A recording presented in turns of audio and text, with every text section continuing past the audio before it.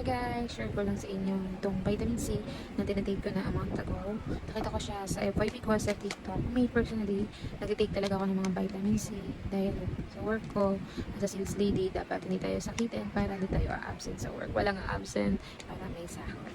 So I decided na i-try itong BHC. This is Dr. C Sodium Ascorbic. Meron itong 30 capsule. Yan ang kinagandahan niya dahil sa capsule na to, meron siyang 500 milligrams. And meron na rin itong, per serving niya guys, meron siyang 232 calories. And usually, ito siya, ganito siya kalaki. Ayan. Hindi naiiba o nalalayo sa usually mga vitamin C. Iniinom ko to or tinatake ko siya after kong kumain. So, kakatapos ko lang kumain kaya yes, magte-take tayo.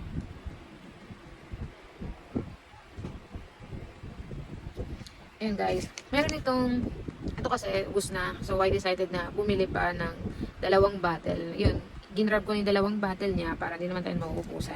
Ito yung second na bottle na binili ko. Meron itong 60 capsule, meron din silang 100 capsule. Diba? Nag-grab na ako, nag-hoard na ako para di tayo mauubusan kasi itong gantong unang binili ko, nag-try lang kasi ako ito, 30, ano lang siya, 30 capsule lang, so ubus na siya, kaya ito, bumili tayo ng dalawa. Kinagandaan nito pala guys, meron na itong zinc and nakaka-help din siya ng immune system natin para hindi tayo maging sakit. So kung gusto nyo matry din ito para maboost din yung immune system natin, lalagay ko siya sa yellow basket. Yun na guys, thank you!